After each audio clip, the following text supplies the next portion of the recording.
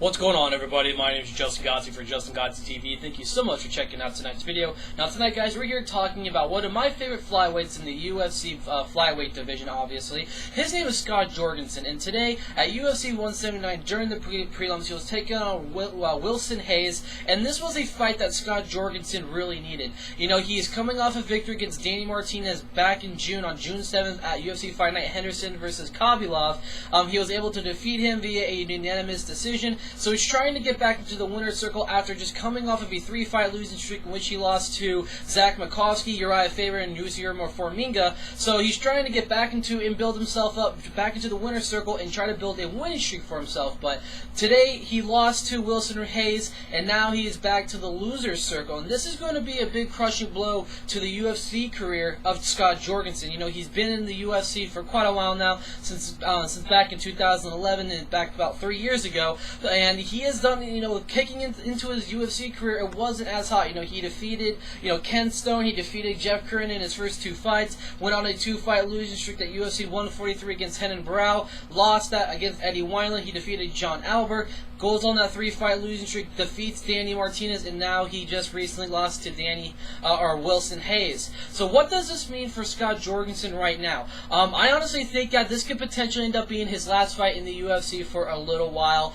This is obviously his last fight in for the 2014 year. He went 1-2, and this is just not the Scott Jorgensen we used to be seeing. Look back at his old WEC days, victories against Antonio Banuelos, Brad Pickett, Chad Joris, Mizugaki. He's defeated a lot of those premier guys, in the bantamweight division.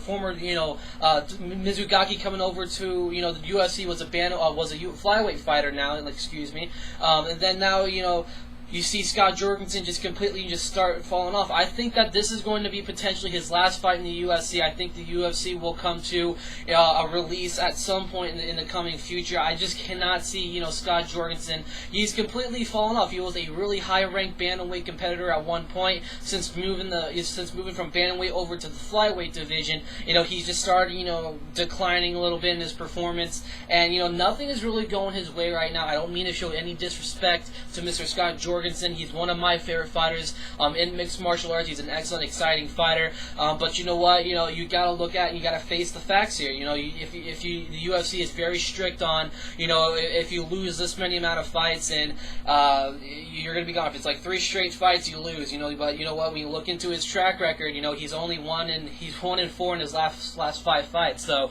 it's pretty much coming up to a dear end for Scott Jorgensen. Let me hear your guys' opinion about this. Do you guys think that Scott Jorgensen is actually going to end up getting, that pink slip from the UFC? Do you think he's going to be, potentially on his way to another promotion? There's just so many things going around. Or do you think that Scott Jorgensen will stick around? I know he's just making, he's starting to get a little bit warmed up in the flyweight division. Wilson Reis is also another traveler from division to division. He's very well adapted into other divisions as well, and he's done a great job. So this is going to end up being, one of his, successful fights, one of the most highlighted profile fights that he's had in his UFC career. So let me hear your guys' opinion about this. I'm Justin Godsey for Justin Godsey TV, and I'll catch you guys in my next video.